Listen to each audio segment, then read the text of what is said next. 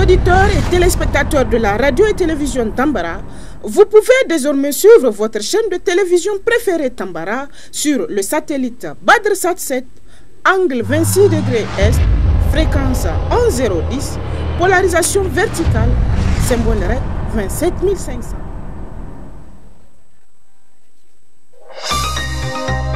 Suivez le journal avec STM Transport Voyageurs, une nouvelle façon de voyager.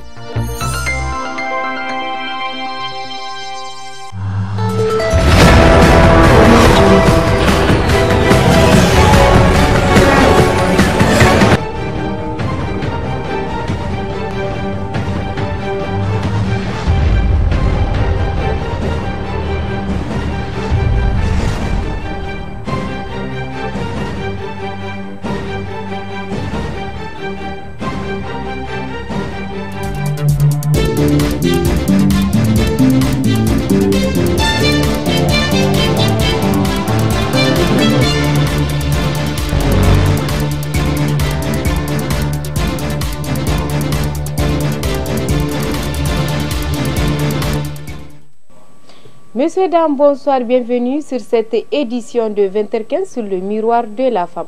Nous débutons ce journal avec son Excellence le général de brigade Abdourahmane Tchani, président du Conseil national pour la sauvegarde de la patrie, a effectué une visite au niveau du palais des sports de Niamey ce 27 janvier 2025 où se déroule la vente à prix modéré du riz localement produit. Je vous invite à suivre les images.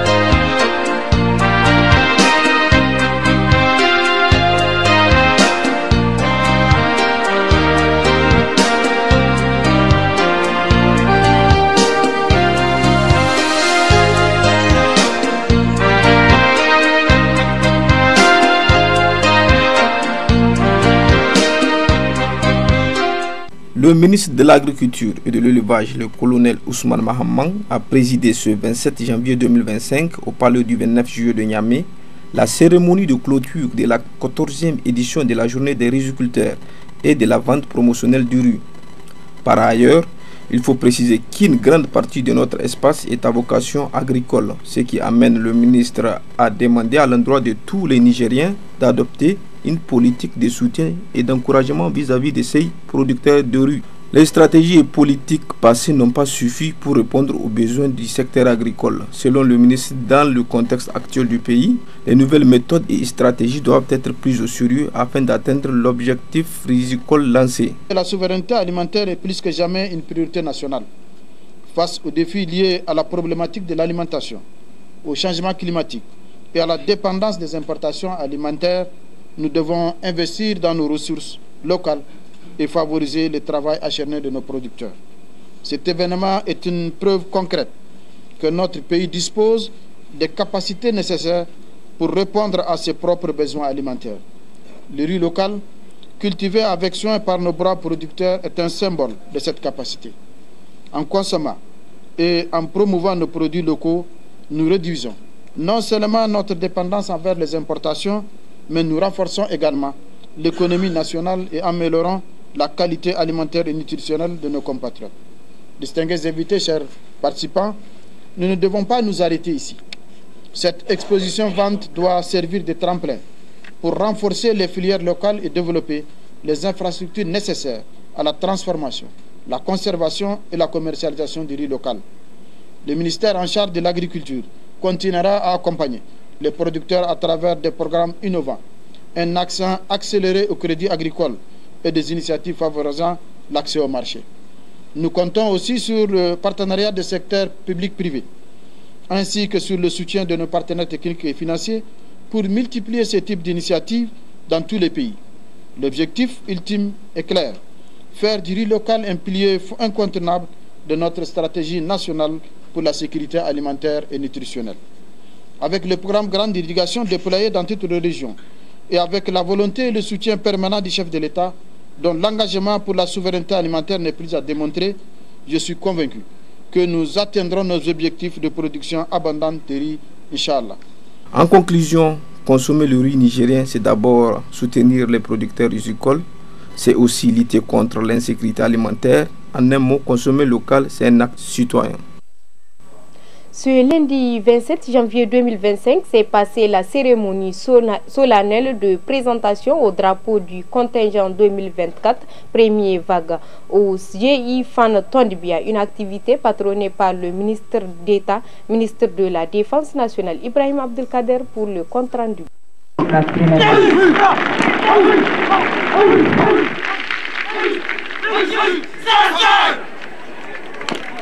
Exécuté par les soldats de 2e classe Haruna Ali de la 12e compagnie d'instruction.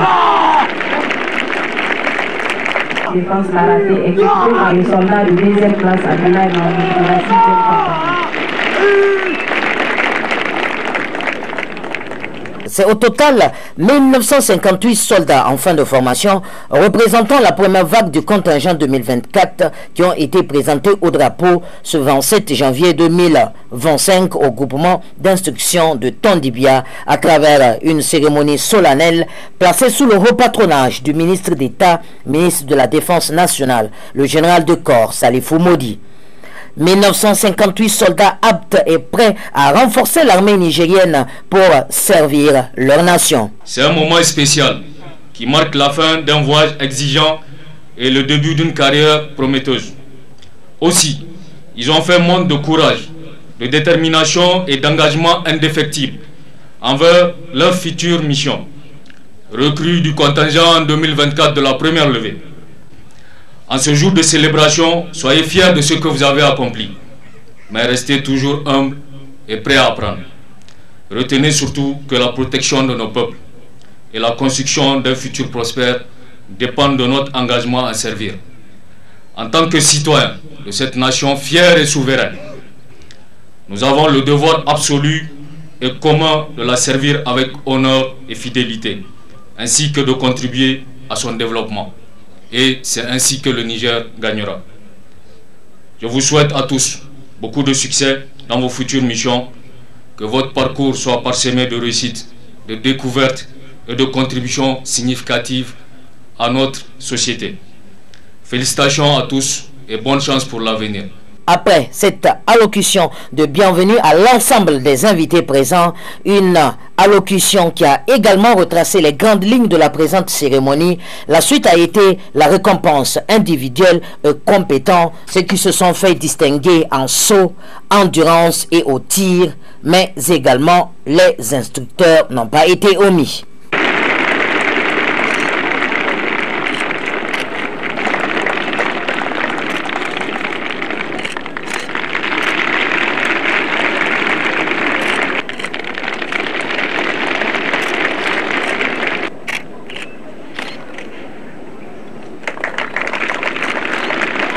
La présentation au drapeau du contingent a été le moment idéal pour le ministre d'État, ministre de la Défense nationale, pour prendre la parole. Ce contingent, constitué de 1958 soldats issus de toutes les contrées de notre pays, renforcera les effectifs de notre armée et plus particulièrement le commandement des forces de protection et de développement CFPD, créé par décret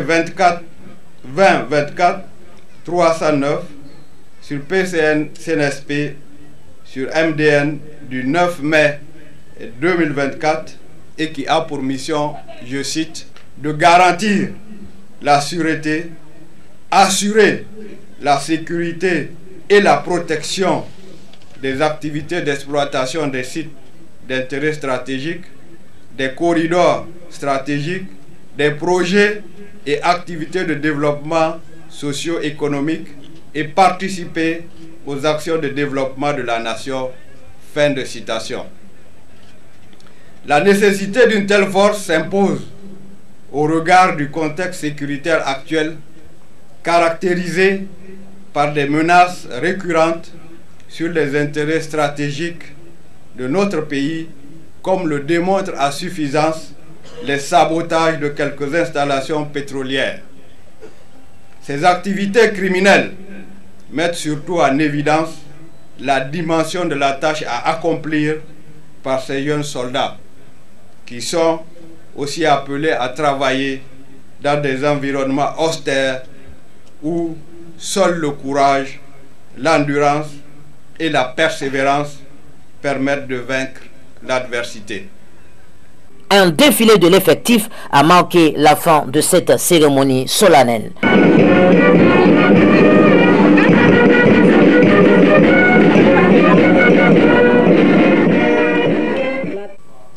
Le 28 janvier 2024 est une date historique pour les peuples de l'Alliance des États du Sahel à travers la décision des 3 présidents de la Confédération des États du Sahel en se retirant irrévocablement de la Communauté économique des États de l'Afrique de l'Ouest, CEDEAO. Demain, 28 janvier 2025, un an exactement de la sortie effective de ces 3 pays. Au vu des défis majeurs liés à cette décision, certains citoyens ont exprimé leur point de vue à cet effet.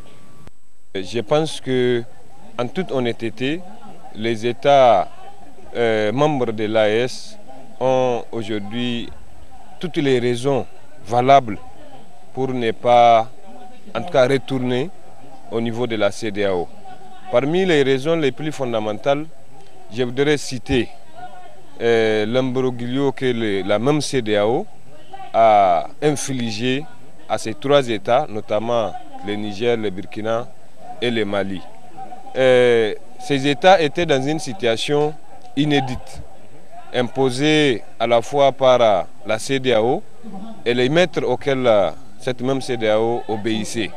Parmi ces maîtres, il y a la France.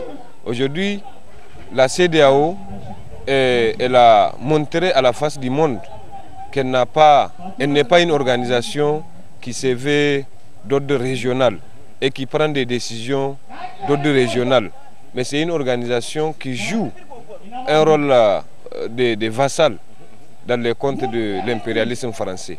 Donc aujourd'hui, l'AES se félicite d'avoir premièrement résisté à l'ensemble des menaces qui ont été proliférées et deuxièmement de donner de l'espoir aux différents peuples, notamment les peuples nigériens, burkinabés et maliens. Donc cela amène l'AES à prendre en charge les différents défis auxquels ces 3 pays font face. Les défis les plus majeurs, c'est les défis du point de vue sécuritaire. Parce que quoi qu'on fasse, quoi qu'on dise, l'homme ne peut jamais avoir le bonheur ou la prospérité lorsqu'il ne vit pas dans un climat paisible. Cela m'amène à dire que l'AES doit davantage mutualiser les efforts, créer les conditions, investir conséquemment pour que nos forces de défense et de sécurité puissent être dotées de matériel adéquat, des moyens suffisants et faire face à ces fléaux du terrorisme. Parce qu'en arrivant au terme de ce terrorisme, notre espace aura connaître un moment de paix, un moment de havre comme auparavant. Et cela permettra à ce que les activités de tout genre puissent aussi continuer et permettre au peuple aussi de répondre aux exigences du point de vue alimentaire, surtout dans le contexte de la quête de la souveraineté.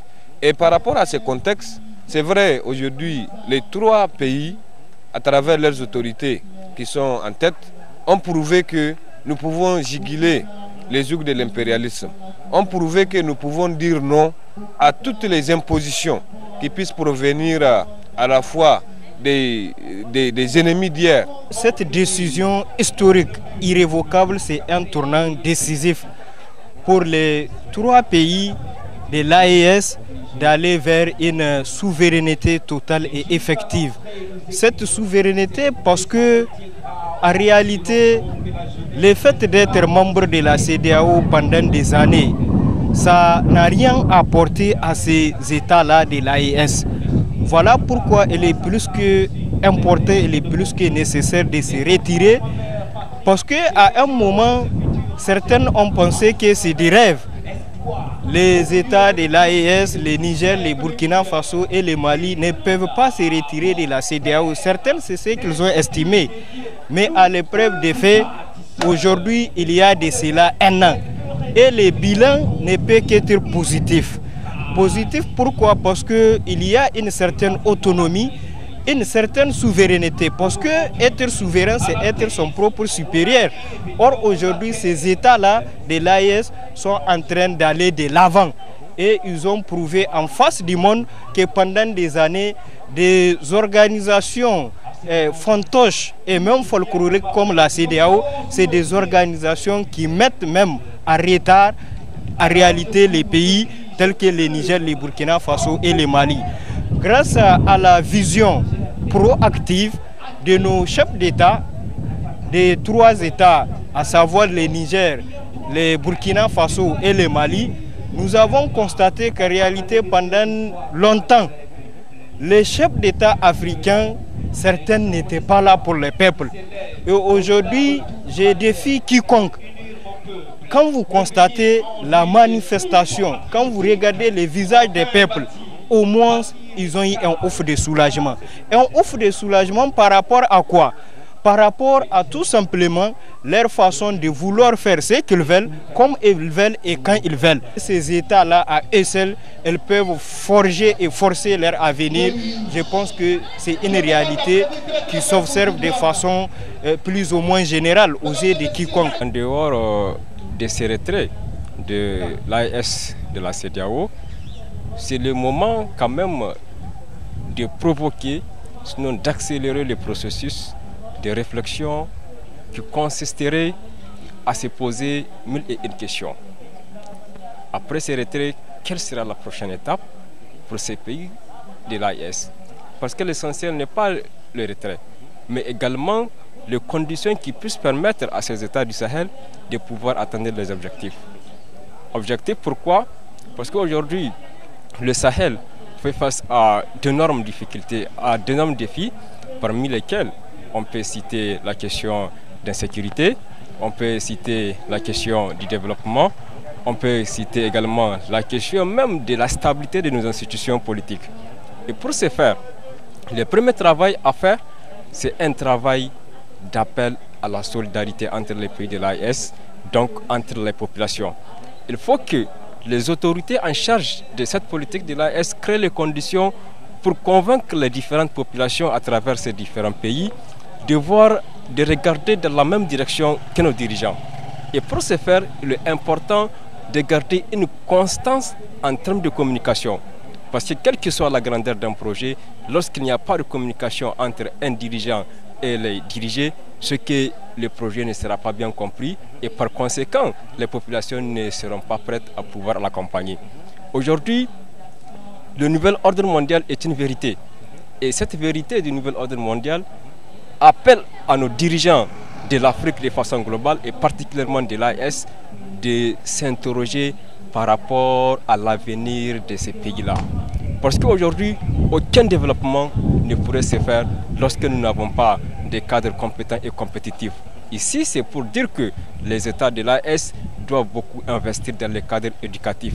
Une éducation de masse, une éducation qui puisse permettre d'avoir des élites qui seront prêts à relever les défis de demain. Pour finir, ces États de l'AES qui viennent de se retirer de la CEDEAO doivent créer les conditions nécessaires pour la création des industries. Aujourd'hui, le développement économique souffre de beaucoup d'ambiguïté.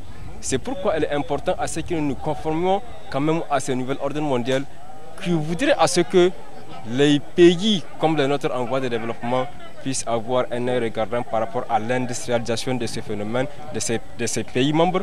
Parce qu'aujourd'hui, plus nous avons des grandes industries, plus nous allons embaucher des jeunes. Plus les jeunes sont embauchés, plus ces phénomènes d'insécurité peuvent être quand même mitigés. Autre aspect de ce journal, le Centre régional de transfusion sanguine, CRTS, de Niamey a procédé hier dimanche 26 janvier 2025 à une sensibilisation et collecte de dons de sang. Cette activité s'inscrit dans une perspective d'autosuffisance en produits sanguins. Suivons ensemble l'élément.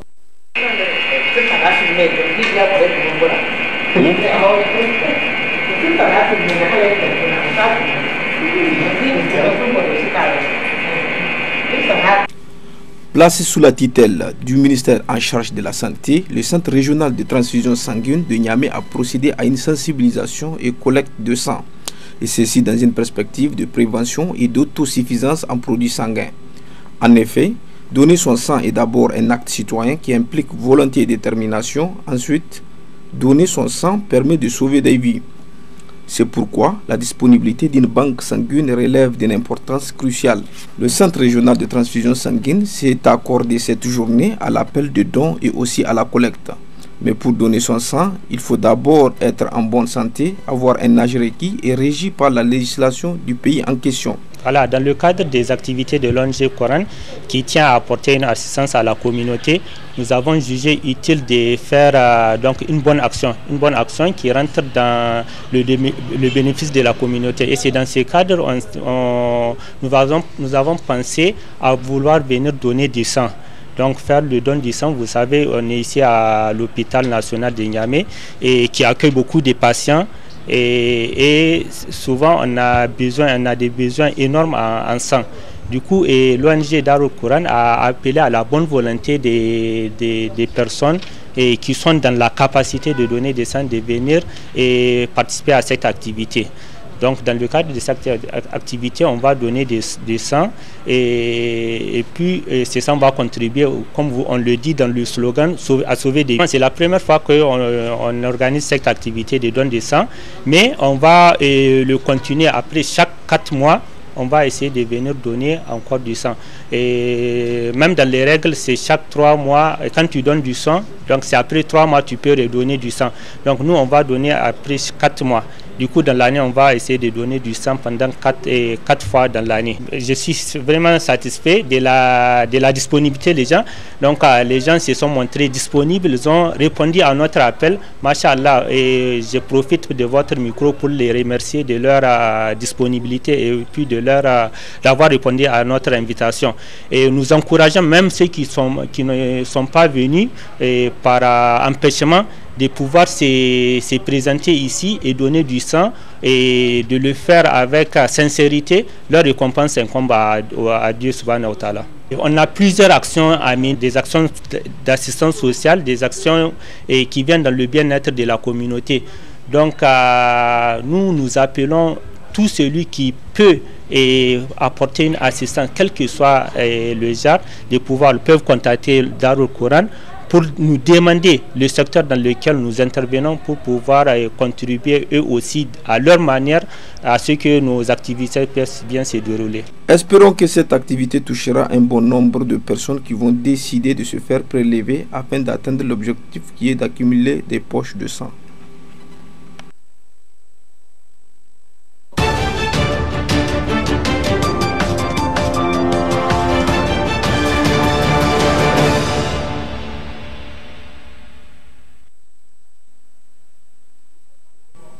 Les membres de l'AES, à savoir le Burkina, le Mali et le Niger, se sont réunis à Ouagadougou le dimanche 26 janvier 2025 où ils ont pris l'initiative de tracer la feuille de route leur conduisant à l'atteinte des objectifs qu'ils se sont fixés. Africa News pour le reportage.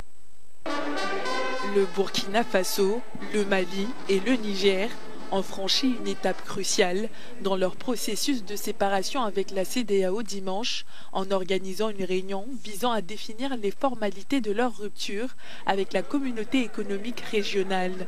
C'est à Ouagadougou que les 3 pays de la Confédération des États du Sahel étaient à pied d'œuvre pour définir la feuille de route précise et consensuelle à quelques jours de leur sortie de la CEDEAO. Les 3 pays privilégient une approche globale des négociations s'inscrivant dans le cadre de l'Alliance des États du Sahel. Lors de cette rencontre, les ministres des Affaires étrangères des 3 pays ont affiché leur détermination à mener à bien leur retrait de la CEDEAO. La date du 28 janvier 2025 est officiellement retenue pour la consécration du retrait des pays de l'AES de la CEDEAO. Les 3 alliés avaient annoncé leur retrait de l'organisation régionale qu'ils accusent d'être sous l'influence de puissances internationales, notamment la France. Malgré leur départ, les 3 pays se disent prêts à engager un dialogue avec la CEDEAO pour apporter des solutions aux préoccupations des populations et de leurs États. Dans cette édition, suivant l'interview qui a été accordée au directeur général de l'Office national d'identification dans le cadre du lancement du nouveau passeport de l'AES, la RTB pour le reportage. Le président de la Confédération des États du Sahel, AES, a procédé le 23 janvier 2025 au lancement du nouveau passeport de l'AES, qui sera mis en circulation à partir du 29 janvier 2025. Au niveau national, toutes les dispositions ont été prises pour que ces orientations soient suivies. Le nouveau passeport de l'AES est un document de voyage conforme aux normes internationales en matière de biométrie et de sécurité, telles qu'édictées par l'Organisation pour l'aviation civile internationale, OACI. C'est un document qui est doté d'innovations technologiques et qui offre une meilleure protection contre la falsification. Nous pouvons dire, sans risque de nous tromper, que c'est un document de voyage de dernière génération. Vous constaterez que sur la première page de couverture, il est mentionné tout en haut l'inscription Confédération des États du Sahel, AES. Et cette mention-là est la preuve que l'AES a désormais son propre passeport avec des caractéristiques communes pour les 3 États membres. Juste en bas, il y a la mention du pays émetteur, Burkina Faso, suivi des armoiries et de la devise du pays. Et à ce niveau, il est important de souligner que le passeport AES